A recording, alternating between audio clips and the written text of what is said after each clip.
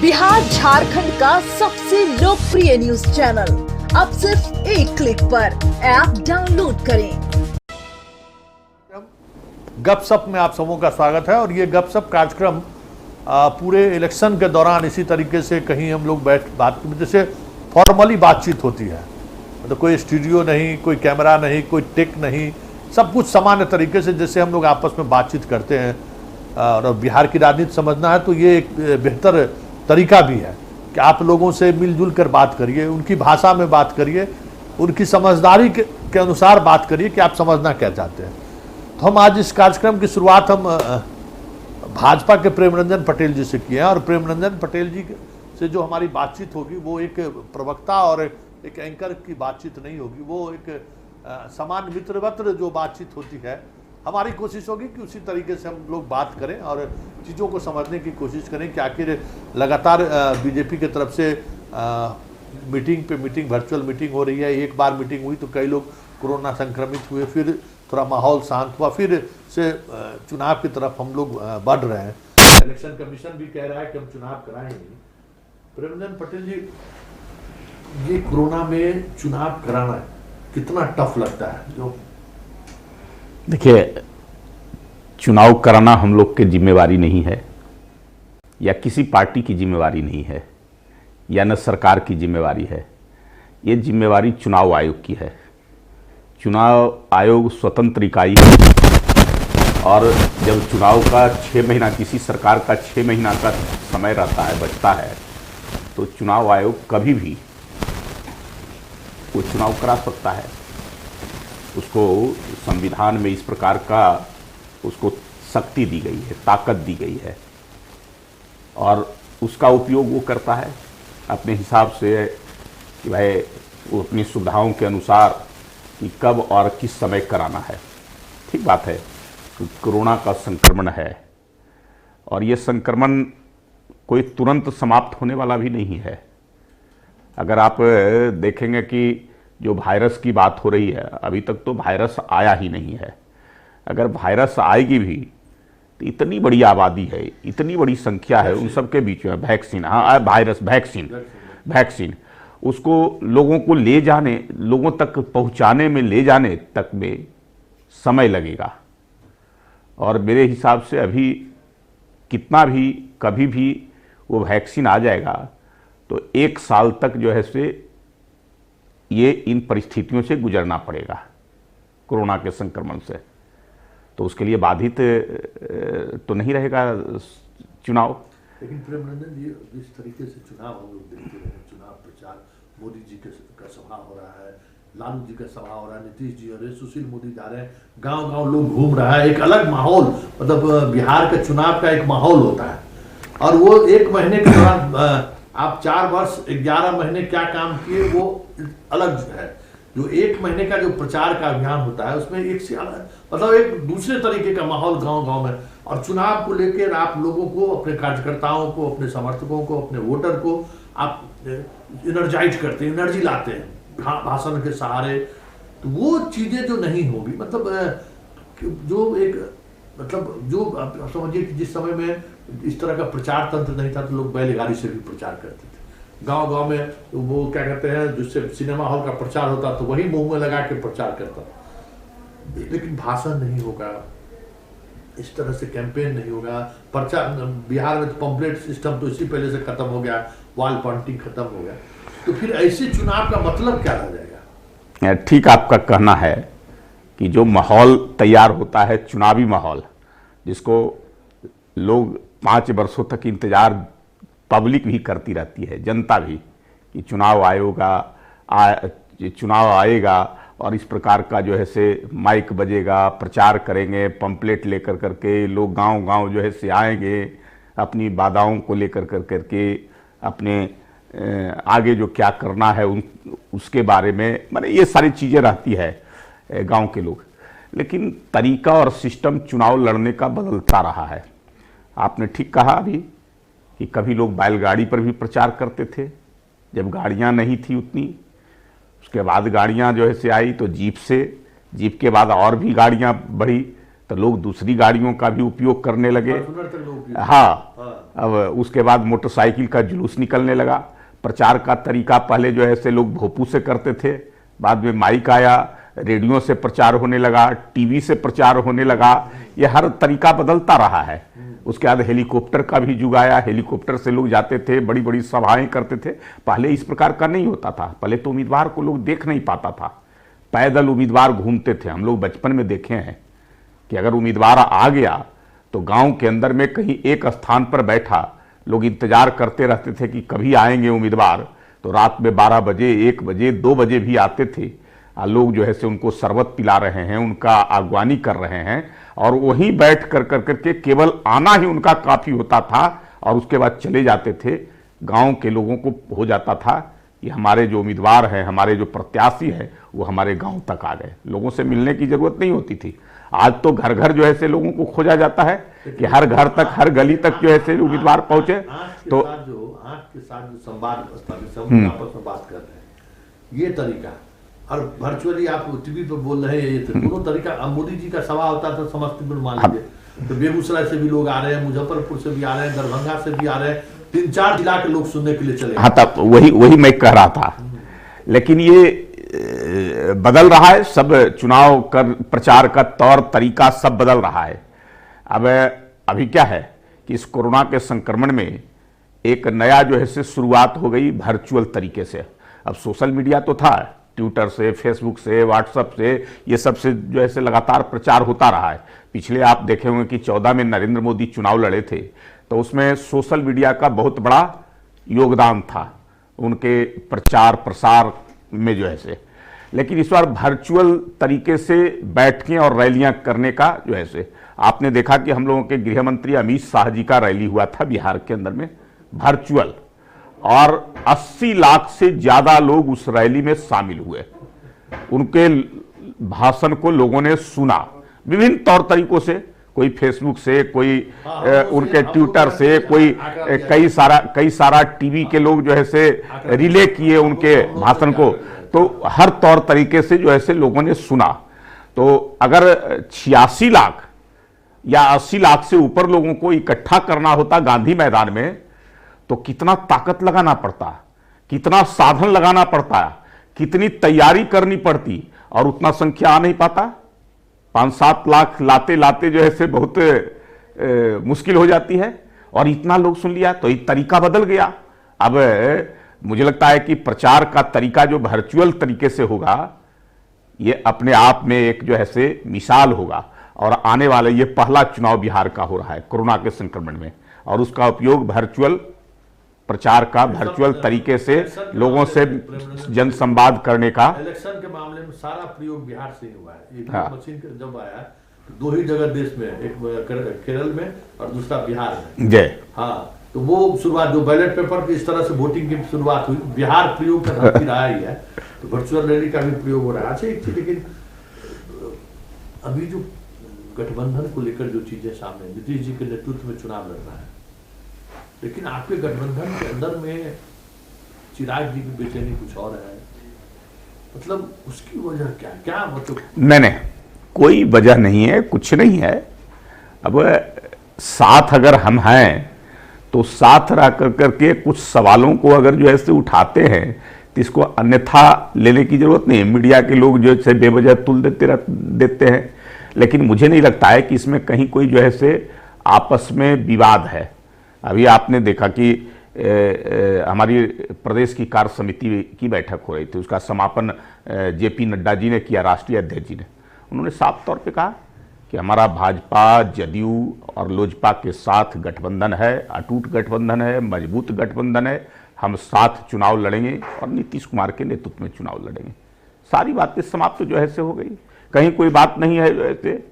मांझी जी के इंटरव्यू को लेकर बीजेपी से कोई बातचीत हो रही है? अब देखिए, मांझी जी को लगातार हम सब लोग पहले से कहते रहे हैं कि जिस ओहदे के व्यक्ति हैं, जिस कद के व्यक्ति हैं और जिस समाज से आते हैं, उस समाज को सम्मान मिलना चाहिए था। वो सम्मान हम लोगों ने एनडीए में उनको दिया था। जब कभी जो है से मांझी जी हमारे एनडीए में रहते हुए प्रधानमंत्री से मिलना चाहते थे, तुरंत उनको समय मिलता था, घंटों जाकर प्रधानमंत्री से वो बात करते थे। लेकिन वहाँ स्थिति था, महागठबंधन की उनका सम्मान नहीं होता था। वहाँ जो भी स्थिति, मतलब मांझी जी को लाने के लिए बीजेपी से बातचीत हो गई है, मतलब नहीं, इसमें बातचीत अभी मांझी जी महागठबंधन से नाता तोड़े हैं। उन्होंने साफ तौर पे कहा है कि अब महागठबंधन के साथ हम नहीं रह सकते, हमारा सम्मान नहीं हो रहा था, हमारी बातों की अहमियत नहीं दी जा रही थी, हमारा कद्र नहीं। लेकिन मतलब अगर आप एनडीए में शामिल होने की औपचारिक बात, उन्होंने कुछ टाइम कहा है, 20 तारीख या कै तारीख को उन्होंने 30 तारीख का टाइम फ्रेम किया है कि हम खुद निर्णय लेंगे। उनकी अपनी पार्टी है और उस पार्टी में जो निर्णय होता है उसका कोर कमेटी होता है या कमेटियां होती है, जो प्रमुख लोग होते हैं वो बैठ के तय करते हैं। तो मुझे लगता है कि मांझी जी के पार्टी का आया है, मूड में बीजेपी है। अब इस पर निर्णय जो है से हमारे जो वरिष्ठ नेता हैं, चाहे वह गठबंधन के सहयोगी दल के, जदयू के हैं, लोजपा के हैं और भारतीय जनता पार्टी का हमारा जो प्रदेश और केंद्र का नेतृत्व है, वो फैसला करेगा। पहले तो वो तय करेंगे ना, मांझी जी को पहले तय करना होगा। महागठबंधन से हटने का उन्होंने तय कर लिया, उनसे नाता तोड़ लिया। अब जो है से उनको तय करना होगा कि हम किसके साथ जाएंगे, मतलब कैसे जो है से, मतलब किस आधार पे। मांझी जी अगर एनडीए में आते हैं तो जो एनडीए के पहले से जो घटक दल है उनसे ये राय मशवरा होनी चाहिए।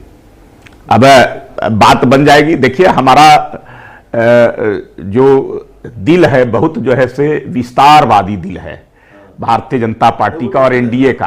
हम किसी को समाहित कर सकते हैं, किसी को साथ रख सकते हैं, उसमें कहीं नहीं। जो हमको देखिए, केंद्र में हमारी नरेंद्र मोदी के नेतृत्व में सरकार है, नरेंद्र मोदी के नेतृत्व को जो स्वीकारेगा, और बिहार में हमारा एनडीए का गठबंधन है जिसका नेतृत्व कर रहे हैं नीतीश कुमार जी कर रहे हैं, उनके नेतृत्व में हम चुनाव में जाने वाले हैं। उसको जो भी स्वीकार करेगा वो आएगा तो निश्चित रूप से जो है से हम उसका सम्मान करेंगे। चलिए, जो नीतीश जी अगर स्वीकार करते हैं तो उनका बीजेपी सम्मान करेगा। ये अंडरस्टैंडिंग, इतनी अंडरस्टैंडिंग बन चुकी है। लेकिन फिर भी कई ऐसे सवाल हैं जो इस गपशप के दौरान हम चाहेंगे प्रेमनंदन पटेल जी से समझना। खुद इस बार ये चुनाव लड़ने के मूड में है या नहीं है, इन सब बातों पर भी चर्चा करेंगे। लेकिन पहले एक छोटा सा ब्रेक।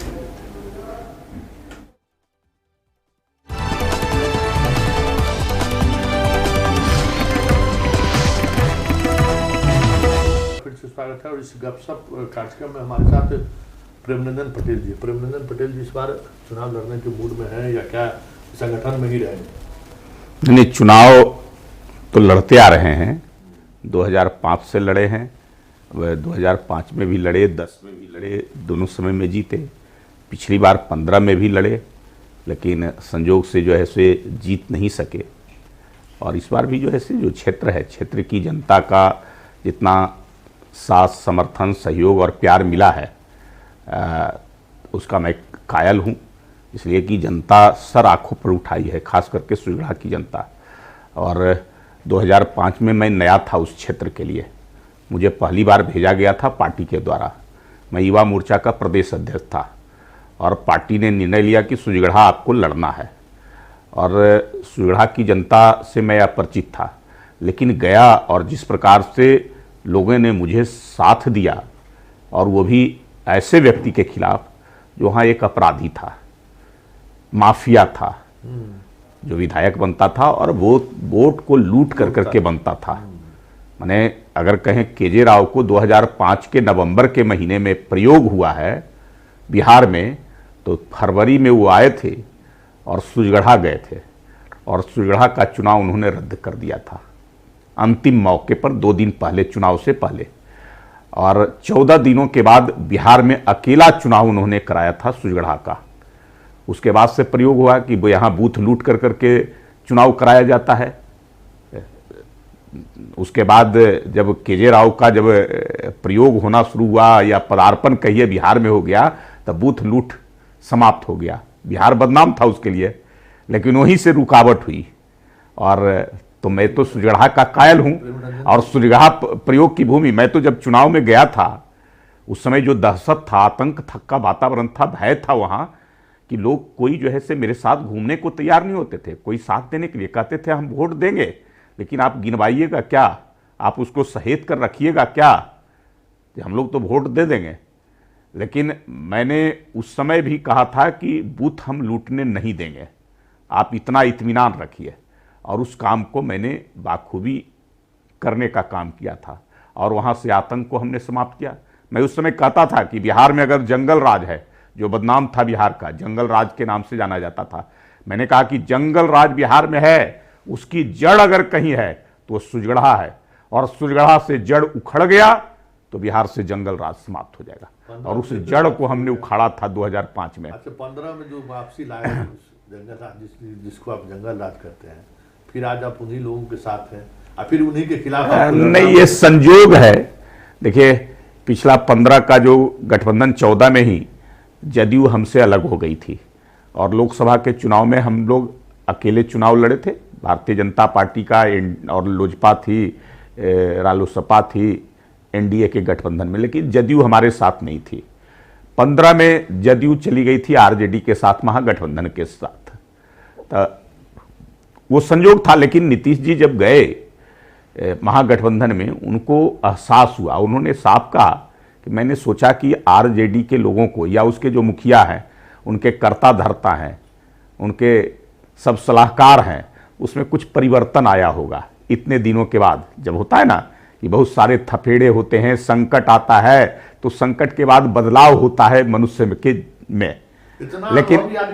लेकिन उसके बावजूद जो है से उनको लगा कि अभी कोई बदलाव नहीं हुआ है। इतने अनुभवी आदमी रहते हुए, इतना राजनीतिक अनुभव होते हुए भी मिस कर गए। होता है ये राजनीति में, तो आप तो कहे कि प्रयोग की भूमि है बिहार, तो बिहार में ही जो है से ये सारी चीजों को देखा जाता है कि बदला कि नहीं बदला, बदलाव हुआ कि नहीं हुआ। फिर प्रेमनंदन पटेल जी विवाद शुरू हो रहा है कि अभी जो राजद से जो विधायक आपके आ रहे हैं, जदयू में शामिल हो रहे हैं, वो ऐसे सीट पर चुनाव जीत कर आए हैं जो आपका परंपरागत सीट रहा है, जहां आप कंफर्ट पोजीशन पर आप खेलते हैं।